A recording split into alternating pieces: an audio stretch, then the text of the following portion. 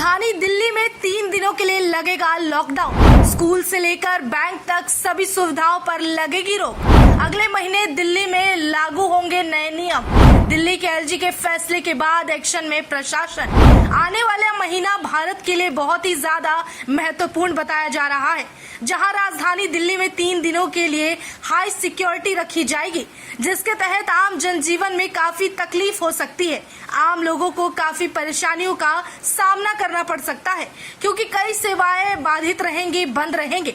जानकारी के लिए आपको बताते चले कि सारी तैयारियां और कुछ के लिए नहीं, बल्कि अब तक की बहुप्रतीक्षित यानी कि सबसे ज्यादा इंतजार किए जाने वाले G20 शिखर सम्मेलन के लिए है। दरअसल इस साल G20 की मेजबानी का जिम्मा भारत को मिला है और राजधानी दिल्ली में G20 शिखर सम्मेलन आयोजित होने वाला है। इसी को ध्यान में रखते हुए नई दिल्ली के साथ साथ पूरे राष्ट्रीय राजधानी को सजाने, संवारने और सुरक्षित रखने की तैयारी जारी की गई है। सुरक्षा के कई इंतजाम किए गए हैं ताकि किसी भी तरह की चूक भारत की शान को कम ना कर सके।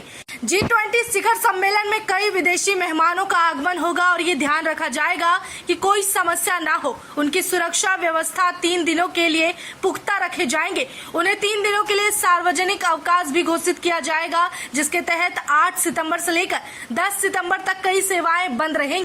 वहीं जानकारी के लिए उन सेवाओं की बात कर लेते हैं जिन पर प्रतिबंध लगाया जाएगा।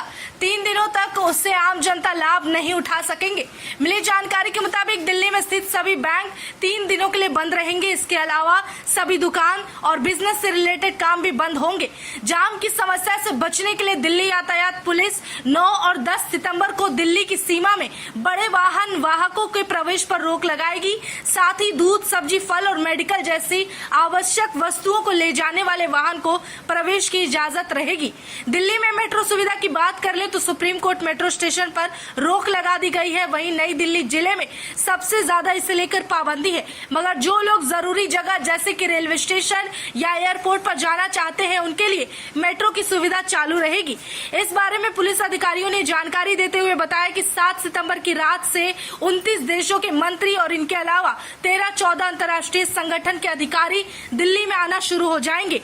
8 सितंबर से शुरू होने वाले सम्मेलन में ये विदेशी मेहमान पहले प्रगति मैदान में सम्मेलन में हिस्सा लेंगे। दिल्ली के एलजी की तरफ से जारी किए गए नए नियमों का पालन करना अनिवार्य होगा। साथ ही आपको बताते चले, दिल्ली वालों को 3 दिनों तक होने वाले समस्या के लिए खेद प्रकट किया गया है, लेकिन ये दिल्ली वालों के साथ साथ पूरे भारत के लोगों के साथ के बिना मुमकिन नहीं है, क्योंकि ये इस बार भारत को अवसर प्राप्त हुआ है, जो ऐसे में अपने भारत का मान, सम्मान और शान बरकरार रखने की जिम्मेदारी और कड़े नियमों का पालन करना बेहद जरूरी होगा।